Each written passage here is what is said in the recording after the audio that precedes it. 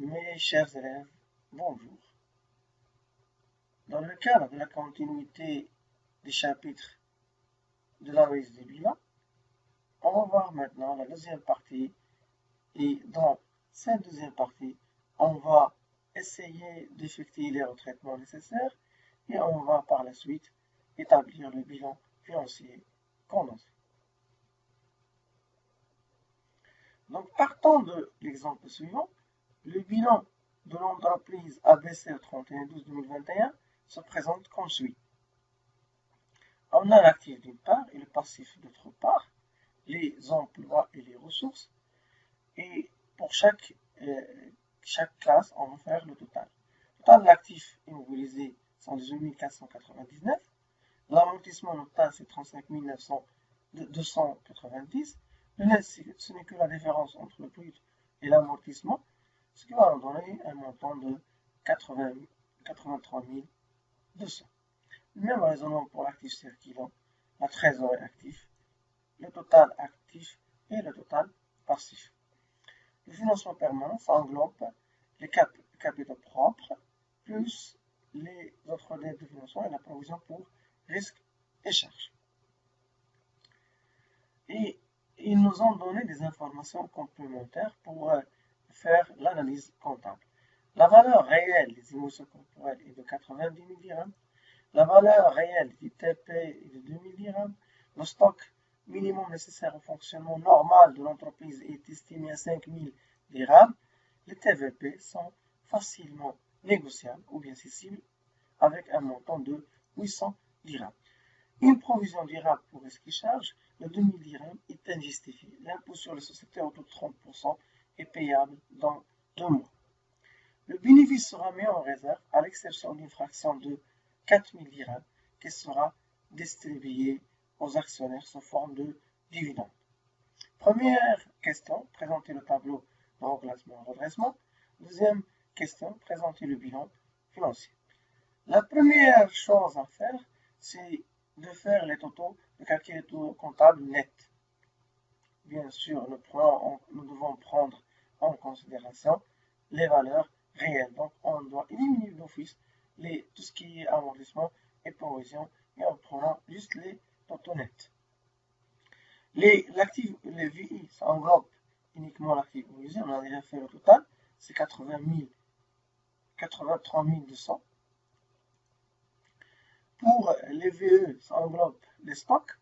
Le net des stocks, c'est 49 200. Les valeurs réalisables, ça englobe les créances à moins d'un an et les titres et valeurs de placement, 120 460. Valeur disponible, c'est la trésorerie active, 1970. Les capitaux propres, ça englobe le capital, les réserves nettes, la rubrique 11 et la rubrique 13. Si on fait le total de ces trois, on va trouver le montant de 132 900. Les dettes à moyen terme, ça englobe les autres dettes de financement et les provisions pour risques et charges. Le montant, c'est 13 870. Et le reste, ça constitue une dette à court terme qui est 108,60. La somme des fournisseurs, la dette vis-à-vis des fournisseurs et la trésorerie passive.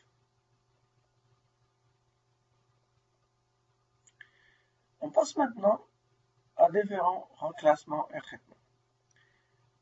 La première correction à faire, c'est au niveau des émotions non-valeur. Les immobilisations en non-valeur, ça constitue ce qu'on entend par actif fictif.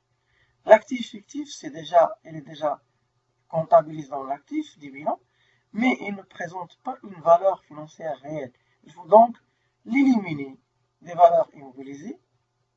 Il est déjà dans les valeurs immobilisées et par conséquent des capitaux propres pour prendre en considération le résultat réel. Deuxième information, la valeur réelle des immobilisations corporelles est 90 000 dirhams. Les immobilisations autres que les immobilisations non valeur sont prises en compte par leur valeur réelle. La valeur réelle, c'est 90 000 dirhams. En conséquent, des plus-values à ajouter aux capitaux propres sont souvent constatée.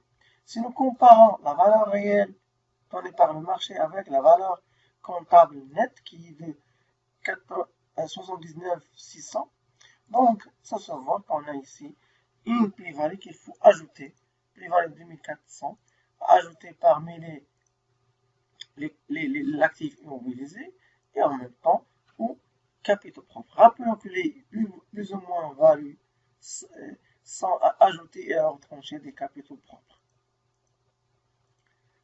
Troisième information, la valeur réelle des titres et des participations, c'est 2000 dirhams. Si nous comparons la valeur réelle avec la valeur comptable nette, on trouve que la valeur réelle est moins que la valeur comptable nette, moins value de 250, à retrancher de l'actif immobilisé, 250, et des capitaux propres également. Le stock minimum nécessaire au fonctionnement normal de l'entreprise est estimé à 5000 dirhams. Les stocks doivent être pris en compte par leur valeur réelle, même raisonnement que les immobilisations. Mais une partie des stocks peut être rattachée aux immobilisations. C'est ce qu'on entend par le stock minimum, ou bien le stock outil, ou bien le stock de sécurité. Le stock de sécurité, c'est le niveau de stock qui va permettre à l'entreprise de faire face aux ruptures de stock dues aux aléas, s'il y a une prévision non conforme à la demande, un délai d'approvisionnement plus long que prévu, des dégrès au niveau des transports, etc. Donc ce stock-là, il ne sera pas utilisé à moins d'un an, et ça va dépasser un an, et par conséquent, il faut les retrancher des valeurs d'exploitation et de les ajouter parmi les valeurs immobilisées, car la durée de ce stock dépasse un an. C'est un actif à classer parmi selon le degré de liquidité. Le degré dépasse un an, donc ce sont des valeurs immobilisées. Les TVP sont facilement cessibles. Les titres et valeurs de placement sont, s'ils sont facilement négociables, ils sont donc totalement liquides. C'est comme si on a de l'argent. Il convient donc de les assimiler aux valeurs disponibles et de les retrancher des valeurs réalisables. Les TVP, normalement, ça figure parmi les valeurs réalisables, donc on va les retrancher des valeurs réalisables et on va les ajouter avec les valeurs disponibles. Une provision durable pour risques et charges de 2000 dirhams est injustifiée. L'impôt sur société entre 30% est payable dans 2 mois. Rappelons que les provisions pour risques et charges, lorsqu'elles sont sincères, ça veut dire s'ils sont un objet et couvrent des risques et des charges certains, sont considérées comme des dettes exigibles à long terme. Donc, ils figurent par principe, s'ils sont sincères, avec les dettes à long et moyen terme. Mais, s'ils ne sont pas sincères, ils ne sont pas donc justifiés, et par conséquent, ils sont considérés comme des réserves.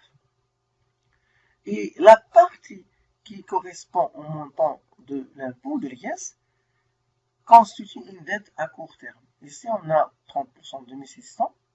Donc, on va retrancher la somme totale puisqu'il est injustifié des dettes en long et moyen terme. On va retrancher 2000 dirhams. Et on va ajouter 30% de ce montant parmi les dettes à court terme, exigibles à moins d'un an, et qui sera prélevé par le fisc.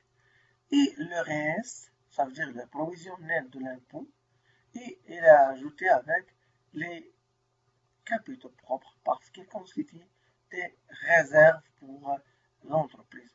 2000 dirhams fois 70%, le montant net de l'impôt, c'est 1400 dirhams. Donc, on va, pour la provision pour les charges sans objet, injustifié, on va retrancher moins 2000 dirhams des dettes à long et moyen terme, et on va ajouter 70% de ce montant parmi les capitaux propres. Le reste, c'est une dette exigible à moins d'un an. Le bénéfice sera mis en réserve à l'exception d'une fraction de 4000 dirhams qui sera distribuée aux actionnaires.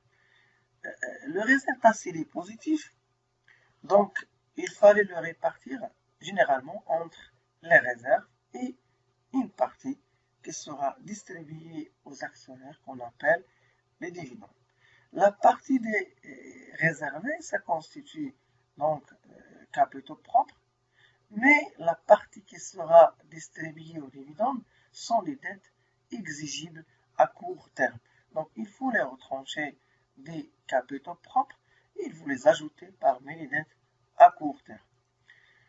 Donc on va retrancher moins 4000 dirhams des résultats distribués et on va les ajouter avec les dettes à court terme du même montant. Donc, comme ça, on a terminé avec les reclassements et les redressements. Il reste maintenant à dégager les totaux financiers. Les totaux financiers, on part des totaux comptables nets et on ajoute et on retranche les différents reclassements et retraitements à faire.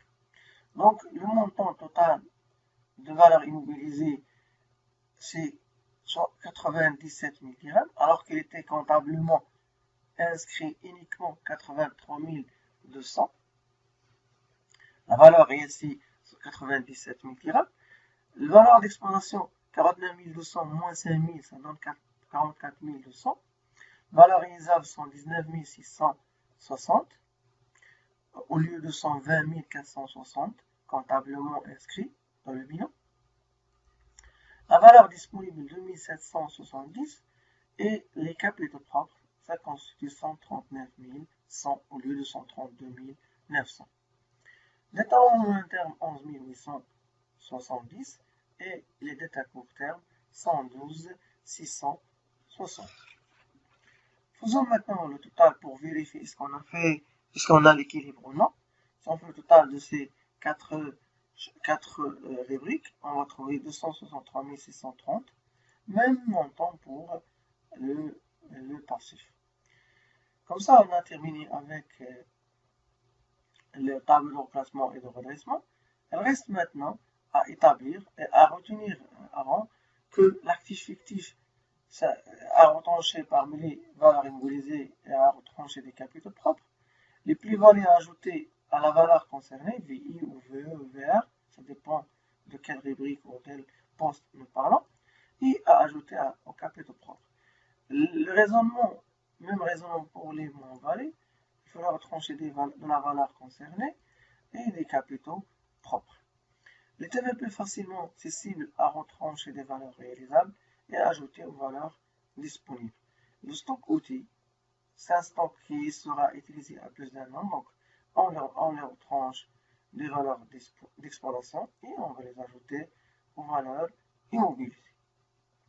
La provision pour risque et charges injustifiées, on va retrancher le montant total de la provision injustifiée et on ajoute le taux de l'IS de cette provision aux dettes à court terme et le reste constitue une réserve à ajouter parmi les capitaux propres. Passons maintenant à la présentation du bilan financier condensé. Le bilan financier condensé, c'est un bilan qui va prendre en considération les valeurs financières, les valeurs réelles, et le total de ces valeurs, c'est ce qu'on a dégagé à travers le tableau de reclassement et de redressement, et on va calculer pour chaque rubrique le pourcentage ou la part qu'on représente par rapport au total. 97 000 divisé par 263 630 fois 100, ça va donner un pourcentage de 63,79%. 17,70% pour les valeurs d'exploitation, 45,39% pour les valeurs réalisables et 1,05% pour les valeurs disponibles. Le total toujours 100%. Il faut savoir que les valeurs réalisables constituent la grande part dans le total de l'actif financier. Côté passif maintenant, ressources, même raisonnement. Donc Donc on va prendre les montants tels qu'ils sont dans les totaux financiers et on va diviser chaque montant par rapport au total. Le premier montant pour les capitaux, 52,76. Les dettes représentent uniquement à long et moyen terme uniquement 4,5 et les dettes à court terme représentent 42,63% de l'actif de passif total. Merci pour votre attention et à la prochaine chaîne pour continuer avec les ratios à faire.